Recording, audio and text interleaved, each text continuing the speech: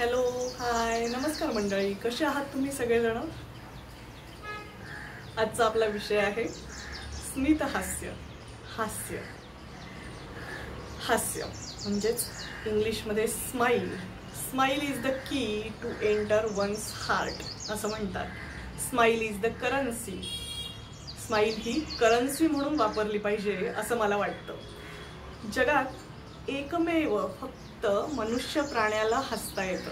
ते जे वाघाला हसताना वगैरे दाखवतात, इतर प्राण्यांना हसताना दाखवतात, तर ते सगळं काही जे असतं ना, तर ते गिमिक असतं बरं का, फोटोशॉप केलेलं असतं. त्यामुळे माणसाला खरं खरं हसता येतं.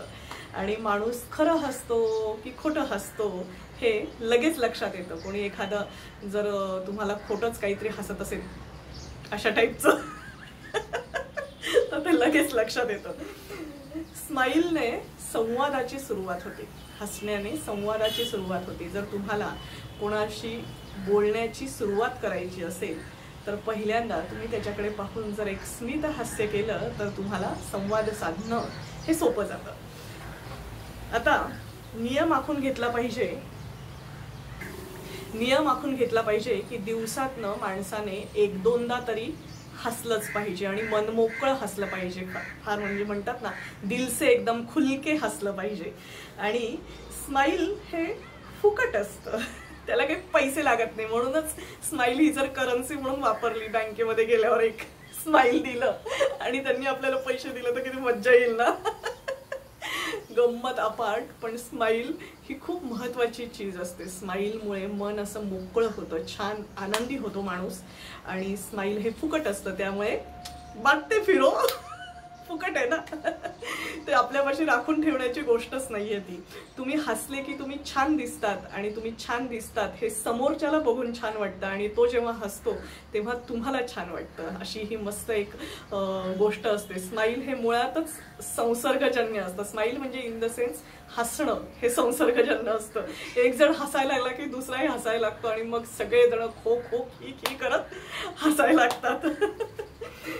मी अशी कितीतरी लोक पाहिली आहेत की जे तुम्हाला ओळखत असतात, पण जेव्हा तुम्ही त्यांच्या समोर जातात तर ते तुम्हाला स्माईल देत नाहीत आणि तुमच्याकडे न हसता आणि मग उगाचच असा एक शिष्टपणाचा आव आणून आणि निघून जातात. तर अशा लोकांकडे आपण लक्ष द्यायचं नाही. जर आपल्याला खूपच मनात खुटखुटत असेल तर आपण जाऊन स्माईल करायचं आणि हॅलो करायचं. एवढं आपल्या हातात असतं. लोकांचं वागणं आपल्या हातात नसतं, तर आपलं वागणं आपल्या हातात असतं. त्यामुळे आपलं हसणं हे आपल्या हातात असतं.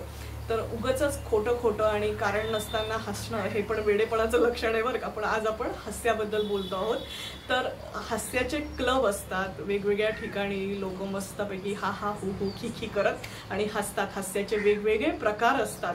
तर आम्ही लाफ्टर क्लबला, म्हणजे योगामध्ये आमचा लाफ्टर हे असायचा, क्लब असायचा आणि त्याच्यामध्ये आम्ही हसण्याचे वेगवेगळे प्रकार ट्राय करायचो. तर खूप मजा यायची आणि मन असं एकदम मस्त मोकळं झालेलं असायचं. सगळं वातावरण एकदम प्रसन्न झालेलं असायचं.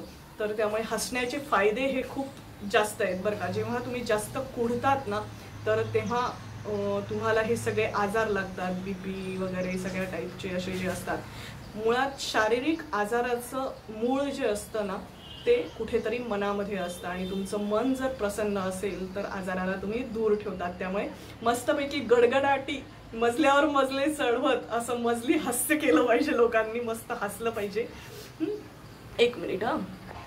आपण हसलं ना लोकांकडे पाहून किंवा त्यांना ओळखीचं हसू जर दाखवलं ना तर आपला कम्फर्ट वाढतो, आपला मनावरचा ताण कमी होतो.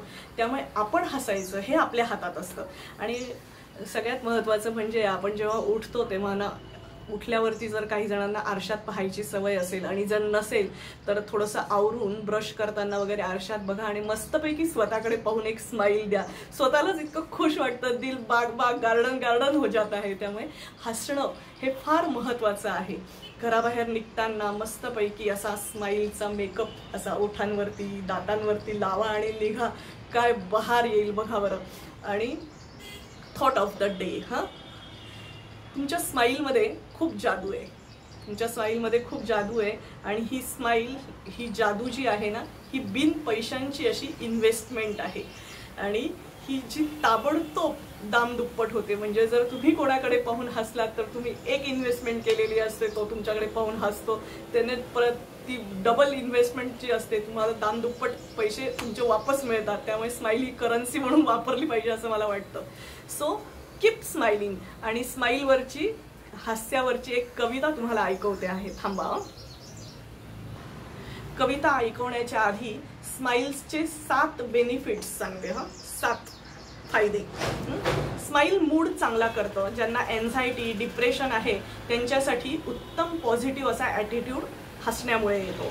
ब्लड प्रेशर कमी करतं. त्यामुळे बीपी ज्यांचं वाढतं किंवा जे हाय असतं त्यांनी नक्की हे लक्षात ठेवा. छानपैकी हसत जा. दिवसातून थोडा वेळ तरी हसत जा. मस्तपैकी मोकळं ताजंतवानं वाटतं. स्ट्रेस रिलीव्ह करतं.